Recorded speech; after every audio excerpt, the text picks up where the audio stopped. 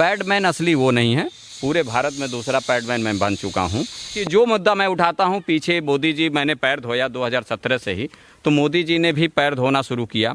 पैर धोने का स्कीम मैंने लाया।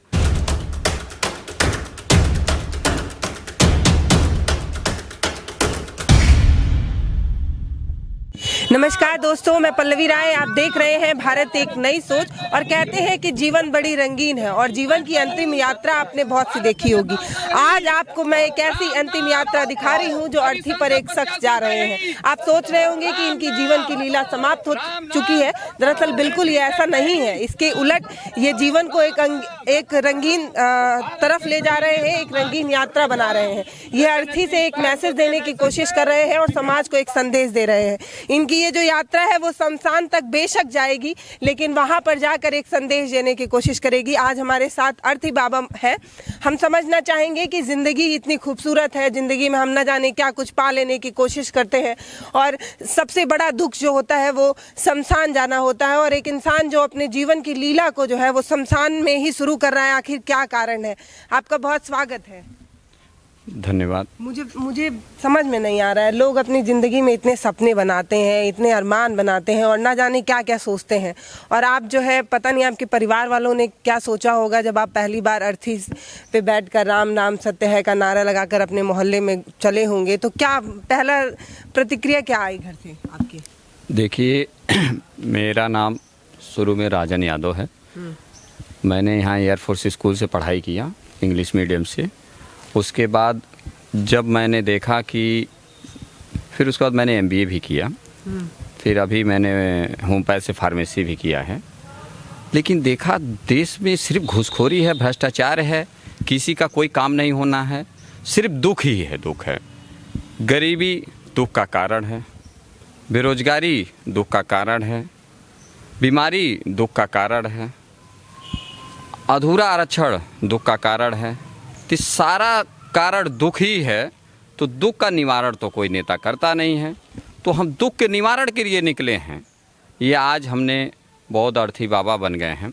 और बौद्ध अर्थी बाबा बन के, जैसे अशोक सम्राट ने बौद्ध सम्मेलन पूरे विश्व में किया था, अब हम भी अधूरा आरक्षण बौद्ध सम्मेलन पूरे विश्व में करेंगे और एक संदेश देंगे कि जो भी लोग वंचित हैं, जो लोग गरीब हैं, जो लोग शोषित हैं, उनको उनके दुख का निवारण करना है, उनकी परेशानियों को दूर करना है। चलते हुए बात करिए, जैसे सब जितने नेता होते हैं सब ऐसे ही वादा करते हैं चुनाव से पहले। जीत जाने के बाद तो जनता की बात ही नहीं कोई करता है। जब तक चुनाव में लड़ेंगे तब तक बोलेंगे हम आप ही के नेता हैं, आप ही के बेटे हैं, आप ही के समाज से आते हैं, आप ही की चिंता करते हैं। कहीं आप भी तो बदल नहीं जाएंगे? और आपने भगवा भी पहना हुआ है, तो कहीं इसका रंग तो नहीं राजनीति में ले आएंगे? नहीं, ये भगवा नहीं है, ये भगवा से बहुत ऊपर है। अच्छा। ये बौद्ध का चिवर है। भगवान बुद्ध इसको पहनते थे। इसको पहनने के बाद आदमी सत्य ही बोलता है। अच्छा। दूसरी बात, यदि अगर हमें कुछ करना होता तो हम शादी करते, एक परिवार बनाते, जिसके लिए हम धन कमाते। हमने तो शादी भी नहीं किया। जनता की सेवा के लिए हमने सीधे सीधे सारी चीज़ों को, सुख को त्याग दिया। यहाँ तक कि हमको मल्टीनेशनल कंपनी में MBA करने के बाद हमें बाहर नौकरी भी मिली थी 2.5 लाख रुपये महीने तक की। मैंने उस नौकरी को भी ठुकरा दिया। मेरा भाई बल्कि करता है, लेकिन मैंने उस नौकरी को भी नहीं किया। क्यों? क्योंकि हम जनता का काम करना चाहते हैं और हम ये जो दुखियारियों का काम करना चाहते हैं। नहीं, आप अभी बोल रहे हैं कि ये भगवा जो पहनते हैं वो झूठ नहीं बोलते हैं, तो इस बात से आप अडिग रहेंगे? क्योंकि आगे जो इंटरव्यू है उसमें हम कई सवाल आपसे पूछेंगे। आप गोरखपुर के हैं, गोरखपुर के मुख्यमंत्री जी भी हैं जो एक समय सांसद हुआ करते थे, तो उनके काम आपको अच्छे लगते हैं और मानते हैं कि वो झूठ नहीं बोलते हैं क्योंकि वो भी भगवा पहनते हैं? देखिए, योगी जी भगवा पहनते हैं और वो भी शादी नहीं किए हैं और मोदी जी भी शादी नहीं किए, तो वो भी किसी के लिए लूट के और ऐसा कुछ उनका भी इच्छा नहीं होगी। अगर ये पैमाना है कि कोई शादी नहीं कर रहा है और परिवार नहीं बसा रहा है तो उसकी कोई इच्छा नहीं है, वो कोई बेईमानी नहीं करेगा। अगर ये मान ले ये सच है, अब मैं उसका कारण बता सकता हूँ। योगी जी कभी दुख काटे ही नहीं है। योगी जी दुख नहीं काटे हैं। अच्छा। योगी जी जिस महंत से आते हैं, हम कहीं के महंत नहीं हैं। हम तो शमशान घाट पे अर्थी पे बैठ के अपना एक कार्यक्रम करते हैं, वहीं से अलख जगाते हैं। और हमारे शमशान घाट पे तो चिताएं ही जलती हैं। हमारे यहाँ कोई न मठ में पैसा आता है ना कुछ आता है, वहाँ पे तो दुखियारी लोग आते हैं। इनके पास कम से कम बहुत बड़ी विरासत है, कॉलेज है, ये है वो है, सारी सुख की सुविधाएं हैं। और रही मोदी जी की, देखिए वो संगठन से आए हैं, जनता का काम करके आए होते तो जनता के बारे में जानते दुखों को। मैं उस कड़ी से आया हूँ, वो चीज़ देखा हूँ कि गरीब कैसे दुखियारी रहता है। अभी ये आज तक इन दोनों लोगों के मुंह से कभी आपने नहीं सुना होगा कि भारत में जितनी महिलाएं हैं इस सैनिटरी पैड की उपेक्षा के कारण कितने यूट्रस कैंसर हो रहा है, कितनी बड़ी बड़ी बीमारियां हो रही हैं। आज तक ये पावर पाने के बाद उस पर तो काम किया नहीं। अरे जेवर एयरपोर्ट बना देने से तो हमारी महिलाओं का किसी का तो काम होना नहीं है, गरीब का। आप देखे होंगे कि जो पूरे भारत में ही जो यूजर्स हैं सैनिटरी पैड की लगभग 36 करोड़ महिलाएं हैं, उसमें से लगभग 12 से 13 करोड़ ही उसकी उपभोक्ता हैं सैनिटरी पैड की। बाकी लगभग 20 करोड़ महिलाएं ऐसी हैं जो गरीबी के कारण सैनिटरी पैड नहीं खरीद सकती हैं और सरकार उनको कभी प्रोवाइड नहीं की। अगर कोई भी ऐसा आदमी गया होता है जो नेता हो या जो भी हो तो इसको प्रोवाइड करता, कैंसर से बीमारी से बचाता। महिलाओं की जो डॉक्टर की बात होती है, जो CSC हो चाहे जिला हॉस्पिटल हो चाहे ये मेडिकल कॉलेज हो, उसमें आप देखेंगे तो मैंने रेशियो जब निकाला तो 1.5 से 2% पूरे भारत में ये नियुक्ति हुई है महिलाओं की डॉक्टर। महिलाओं की डॉक्टर की नियुक्ति ये नहीं है तो उनका इलाज कैसे होगा। अब सोचिए प्राइवेट हॉस्पिटल वाले लूट खसोट करने के लिए सरकार ने छोड़ा है। कहीं न कहीं इनके भी निजी हॉस्पिटल चलते हैं। किसी भी नेताओं को खोज लीजिए तो कहीं न कहीं उनके कॉलेज होंगे, कहीं न कहीं उनके हॉस्पिटल होंगे। कारण है कि ये अपनी व्यवस्था के लिए नेता बने हैं, हम जनता के लिए नेता बन गए। लेकिन मैं तो चुनाव 10-12 बार लड़ा हूँ, सब चुनाव हार गया। आप इतने पढ़े लिखे हैं, नौकरी कर सकते थे जिंदगी गुजारने के लिए। अब आपको लगता है कि हमारी राजनीति इतनी समझदार, हमारी जो जनता है वो इतनी समझदार हो गई है कि वो ये समझ सके कि कौन हित की बात कर रहा है, कौन अहित की बात कर रहा है। जैसे आप बता रहे हैं कि आप जनता के लिए लड़ रहे हैं, जो नेता लोग मंच पे खड़े होते हैं वो भी कहते हैं हम जनता के लिए ही लड़ रहे हैं, जनता की सेवा कर रहे हैं। आप पैर धुलते हैं, लोग आप जो आपके वोटर्स हैं उन गाँव जाकर आप लोगों को समझाने की भी कोशिश करते हैं। और सबसे बड़ी बात, इनका जो ऑफिस है वो शमशान है, जो कोई जाना नहीं चाहता है। मतलब एक इंसान अपनी पूरी जिंदगी ये कोशिश करता है, इस जद्दोजहद में रहता है कि वहां ना जाना पड़े और कहीं चले जाए। आप अपना ऑफिस शमशान घाट बना लेते हैं। देखिए, शमशान और अर्थी एक सच्चाई का प्रतीक है। सारी सत्यता वहीं दिखाई देती है, वो सच्चाई का आईना है। इसीलिए कहा गया है राम नाम सत्य है। कारण ये है कि हर आदमी कुछ भी आया है लेके सब खाली हाथ छोड़ जाएगा। वहीं शमशान घाट पे ही उसको आईना दिखता है कि हम जो भी लूट रहे हैं, खसोट कर रहे हैं, किसी को दुख दे रहे हैं तो उससे कोई फ़ायदा नहीं है, सबको छोड़ के जाना है, कोई ले के नहीं जा सकता। कहना नहीं चाहिए कि जो सरकारी स्कूल आप देखे होंगे, सरकारी स्कूलों में जो लड़कियां पढ़ती हैं उनकी सैनिटरी पैड को जलाने के लिए बाथरूम में एक चिमनी बनती है। किसी नेताओं से आप पूछ लीजिए क्या वो चिमनी के बारे में आपको जानकारी है, क्योंकि उसको बाहर नहीं फेंका जा सकता, जिससे चलते प्रदूषण होगा। तो सरकार ने सरकारी स्कूलों के लिए प्रोवाइड तो किया, लेकिन उसमें 50% ही, पूरा आंकड़ा मैंने निकाला तो 50% ही चिमनी बनी, 50% वैसे ही फेंकना पड़ता है। और पूरे प्राइवेट स्कूलों में कहीं भी ये चिमनी नहीं बनी, पूरे देश में किसी भी संस्थान पे नहीं बनी। क्या इन लोगों को जानकारी नहीं है? ऐसे लोग सदन में बैठते हैं। जो बहुत ऐसी चीज़ें होती हैं जो नियम कानून इनको मालूम नहीं है। यहाँ तक कि आप सैनिटरी पैड जो बन रही हैं, फर्जी कंपनियां बना रही हैं, डुप्लीकेट बना रही हैं, प्लास्टिक होते हैं उसमें ऐसे ऐसे तत्व डाल दे रहे हैं जिसके चलते वो कैंसर कर रहा है, बीमारियां तरह तरह की हो रही हैं। उसका एक मानक होता है, उसके मानक रूप में ही सैनिटरी पैड बनाया जा सकता है। ये मुद्दा तो आपने बहुत बड़ा उठाया है और कहते हैं कि महिला जो है वो बहुत बड़ी वोटर्स है और राजनीति में बहुत कुछ तय करती है, लेकिन महिलाओं पर कोई बात नहीं करता है। तो आपने ये जो मुद्दा उठाया वो तो बहुत बेहतरीन है और एक महिला होने के नाते मुझे बहुत अच्छा लग रहा है कि कोई इस पर भी बात कर रहा है, महिला समस्या पे ही बात हो रहा है। मैं ये समझना चाहूंगी कि कितने साल से आप चुनाव के भूमि पर लड़ रहे हैं, उतर रहे हैं और कितना चुनाव लड़े अभी तक? देखिए, मैंने 12-13 चुनाव लड़ा है। 2007 से मैं पिपराइच विधानसभा से शुरू किया था। अच्छा। उस समय MBA की मैं पढ़ाई पढ़ रहा था। उसी समय मैं राजन भाई MBA बन गया था। तो जैसे मुन्ना भाई MBBS में लोग बुलाते थे तो मुझे राजन भाई MBA बुलाते थे लोग। अच्छा। तो बाद में मैं जब अर्थी पे मैंने आंदोलन किया तो सभी लोग मुझे अर्थी बाबा बना दिए। अर्थी बाबा मुझे जनता ने बना दिया। मेरा नाम आज बुलाते क्या बुलाते? आज तो मुझे लोग अर्थी बाबा ही बुलाते हैं। अच्छा। और अभी वर्तमान में बौद्ध अर्थी बाबा बुलाते हैं। देखिए, 7 चुनाव लड़े आप? 7 ही नहीं लड़ा, मैं 12-13 चुनाव लड़ा। मैं 2 बार तो मोदी जी के खिलाफ लड़ा, पर्चा मेरा खारिज करा गया। गया प्रधानमंत्री पद की दावेदारी कर चुके? हाँ, प्रधानमंत्री जी के खिलाफ मैं चुनाव लड़ा हूँ। राजनाथ सिंह रक्षा मंत्री के खिलाफ मैं चुनाव लड़ा हूँ। यहाँ के जो मुख्यमंत्री हैं योगी जी, 2009 में इनके खिलाफ लड़ा हूँ। एक बार आपने राष्ट्रपति पद के लिए भी शायद? हाँ, मैं राष्ट्रपति पद के लिए मैंने पर्चा पिछली बार भरा था 2017 में। तो मैंने शमशान घाट पे चुनाव कार्यालय खोला था।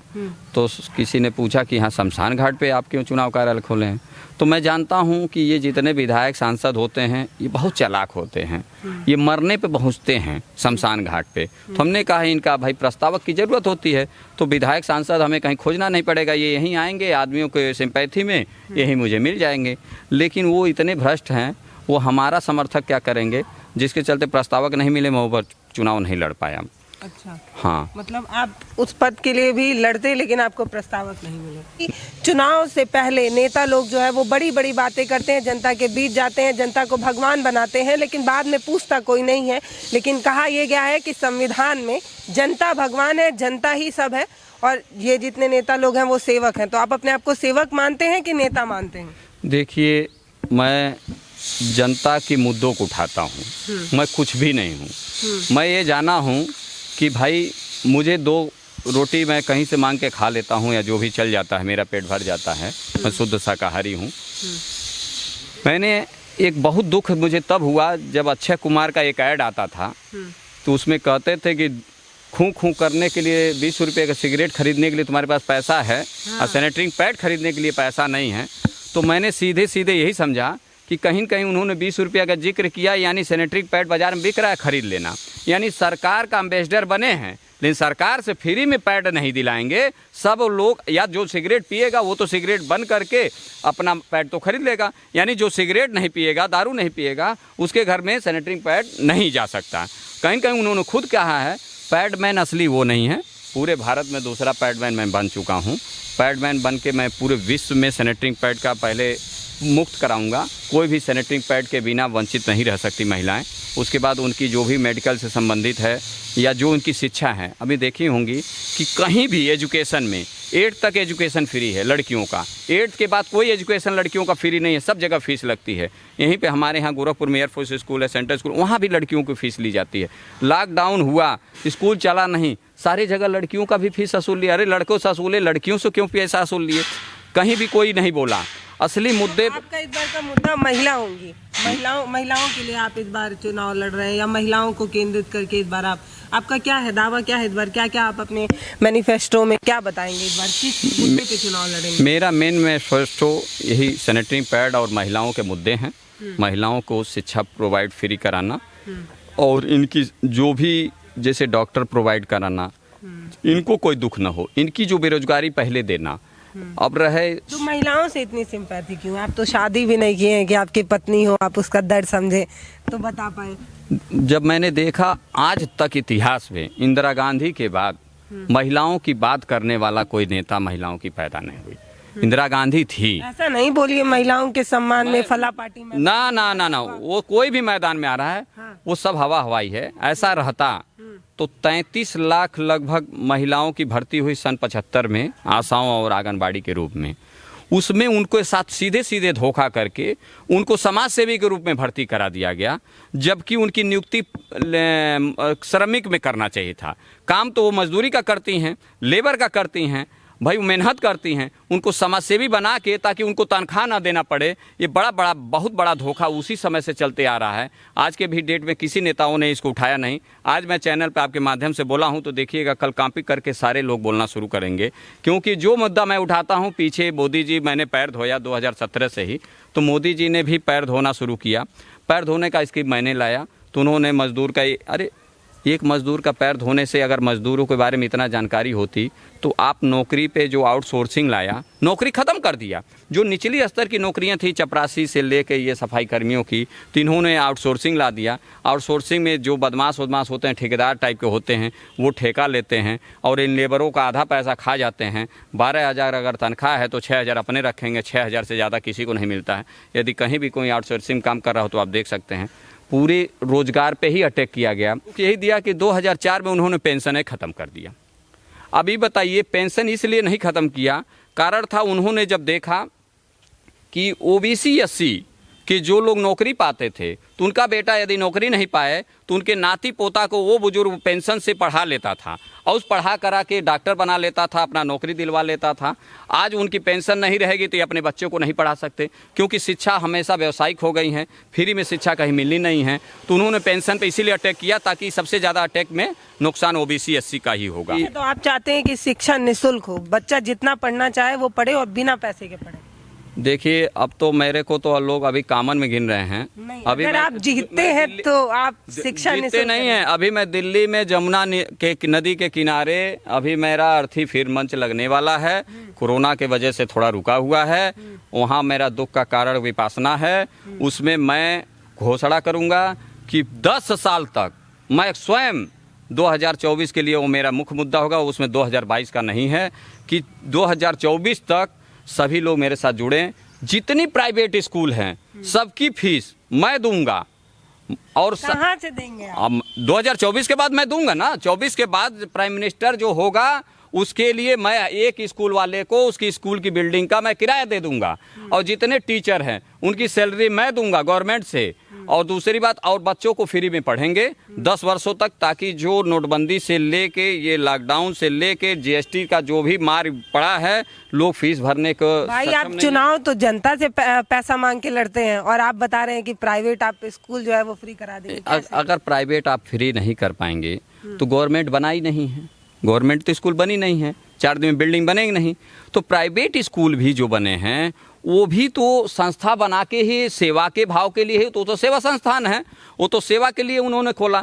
इसमें सबसे बड़ा दुख होगा जितने एमएलए एमपी हैं सभी के कॉलेज चलते हैं, सभी के बड़े बड़े डिग्री कॉलेज हैं।